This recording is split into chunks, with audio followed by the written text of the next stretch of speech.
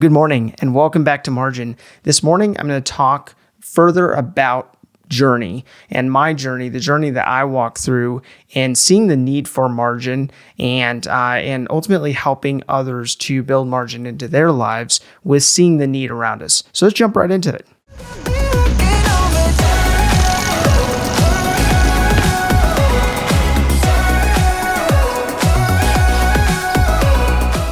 So there's different types of people when it comes to personal finance and how they treat their finances. You may have someone who has a tendency to see money as something that's burning a hole in their pocket, and they may have to step out and spend that money as soon as they get it. Then you may have someone on the opposite end of the spectrum who really can't spend. They have a hard time spending because they're frugal or they're saving constantly. And you don't really necessarily see that person enjoying life the way you would see the other person who's constantly making decisions for the now, for experiencing and enjoying life based on the resources that they have. So different people have different levels of motivation and building margin. So you may have that one person that is the spender who does want to live for the moment, or maybe wants to experience things today, right now, and experience life today. And so their motivation may be to build that margin in so that they can actually plan for that experience, whatever experience that is. And yet on the other side, you may have someone who has a hard time spending, but they see their vision in the future that they want to accomplish. And so therefore they'll build in extra margin so that they can get to that point faster. But again, it's important to go back to what motivates you.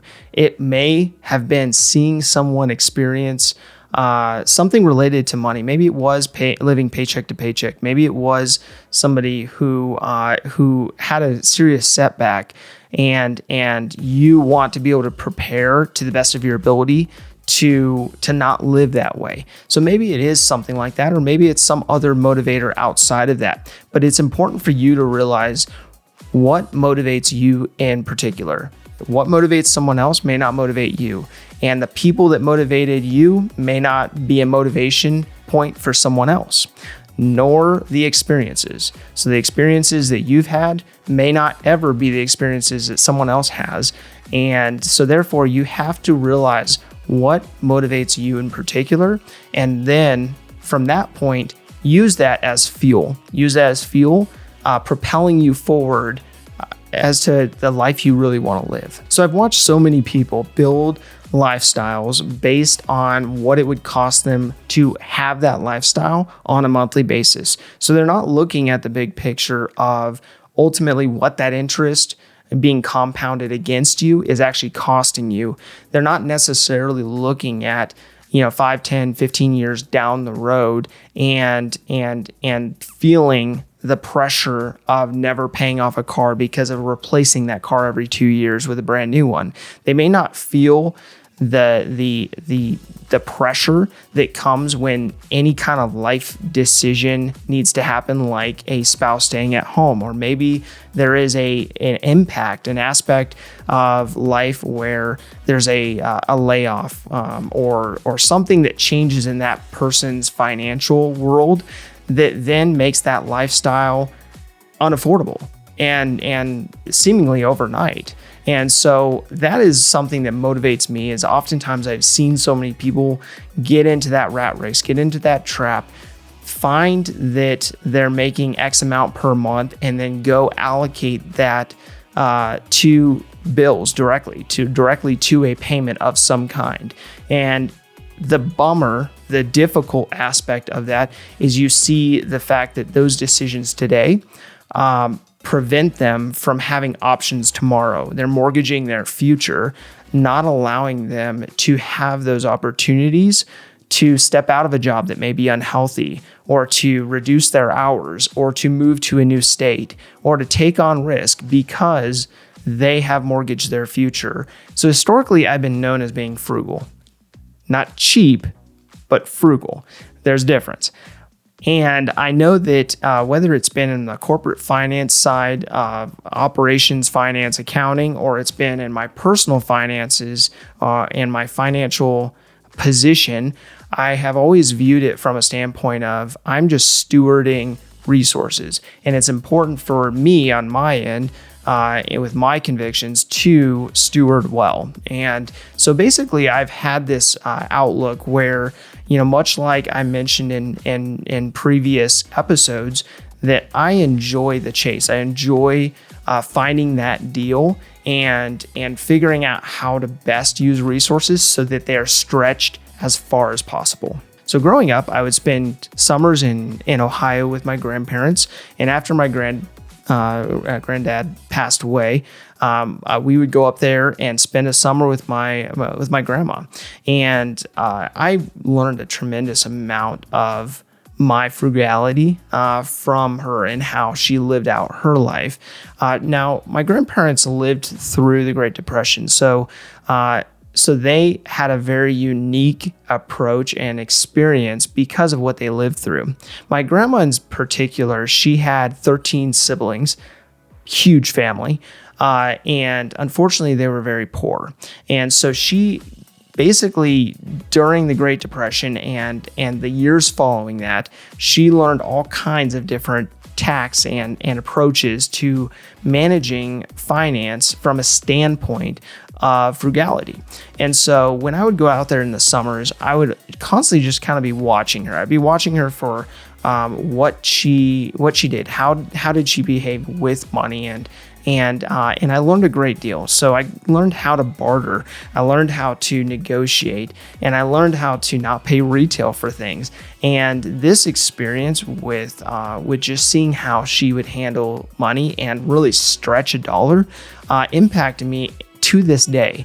And there's a lot of behaviors I have that are nuances and probably annoyances, honestly, for other people in my life, where I will, still to this day, use coupons, or I may wait until something goes on sale before I purchase it, even if I absolutely need it.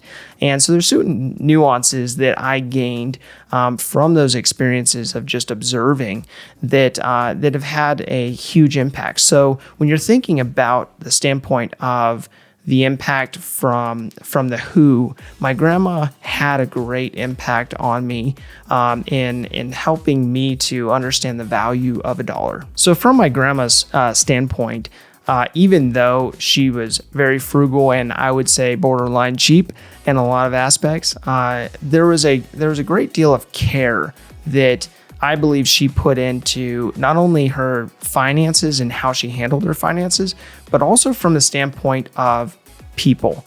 And I know that she had such a great impact on me because of her care for people. And it didn't matter who you were. She didn't know a stranger. I'm very introverted, so that's not me, but I learned a ton from her getting involved in her community. And, whether it was folding bulletins at her church, or it was feeding the homeless, or it was going out on her 2-mile strides every day and meeting a neighbor she had never met before, and talking to that neighbor about their lives, she had a great impact on me, and just valuing people and seeing it from a standpoint of no matter what their background, whatever their beliefs, whatever their lifestyle, whatever it is, they're people, and people to be valued and people to be loved at the end of the day. And so I carried this forward and just saw this observation throughout her life that had such a great impact on so many others. And for me, it's inspired me to have an impact greater than myself, to be able to help people in an area that I feel that I'm uniquely wired for.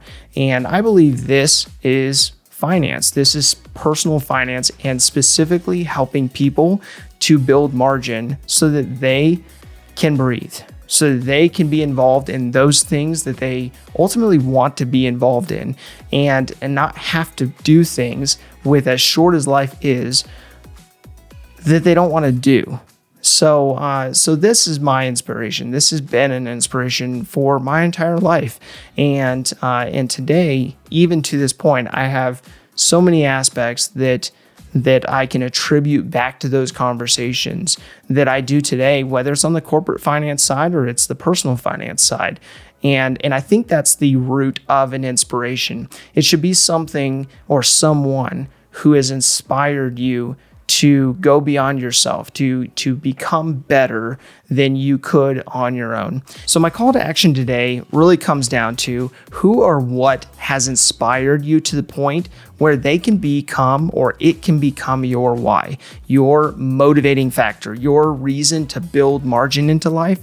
And beyond that, think about the aspects of how you've plateaued financially, whether it's from a standpoint of I'm really good on the defense side, and maybe I have done a great job of living within my means, but maybe on the other side, you haven't grown your income, you haven't started that side hustle you've always wanted to start, and maybe that plateau needs to be broken, and you need to push through that plateau in order to accomplish what you ultimately want in life. So thank you for your time. Thank you for the opportunity to be a part of your journey. If this information is helpful to you, please do like, subscribe, and hit the notification bell so you're notified when these daily episodes pop up. Thank you for your time and have a good day, and I'll see you back here tomorrow.